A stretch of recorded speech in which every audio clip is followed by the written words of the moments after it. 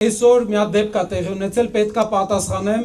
Այսօր մեր երկրի վարչապետը մետրոյով գնալուց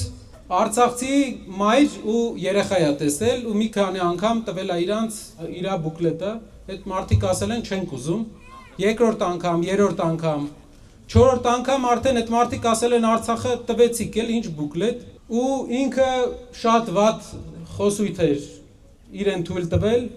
Այդ մայրիկի ասեին ու իր երեխայի ասեին, վերջում էլ ասես բա թողել փախել եք, քանի ամիս Արցախը սոված դիմացավ ժողովուրդ ջան։ 9 ամիս Արցախը սոված մնացել է։ Ճանապարհը դուրս բաց էր, համ բաց էր Ադրբեջանից, որ բեռ ընդունեին, բայց իրանց հայկական անվան պատճառով չէին ընդունում։ Սոված էին, չէին ընդունում։ Համ էլ բաց էր դեպի Հայաստան։ Դուք աշխարհում գիտեք մի երկիր, որ 100,000 մարդ մնա տեղում դուրս չգա ու իմանալով որ իր երեխեքը սոված են։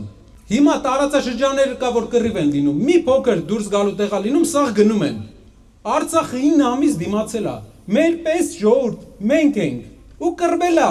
այդ ընթացքում։ Մենակ զգալով իրան։ Չեն ֆայմել էլի, որ գնային, ասենք Օնիկ Գասպարյանի մոտ բունկերում պահկվեին, բունկերից սելֆի վիդեո անեին։ Չէին ֆայմում արցախցիները իրապես տենց 200 հոգի ելել էր հրապարակ, 300 հոգի ելել էր հրապարակ, գնացել էր Օնիկ Գասպարյանի բունկեր։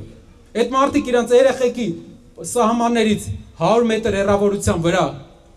1 կիլոմետր, 2 կիլոմետր հեռավորության վրա 9 ամիս սոված դիմացան, ոնց կարելի է։ Ու ինքը պետք է դա չասի։ Բունկերի մարդը պետք է չասի, որ 300 հոգի տեսել էր, գնացել էր։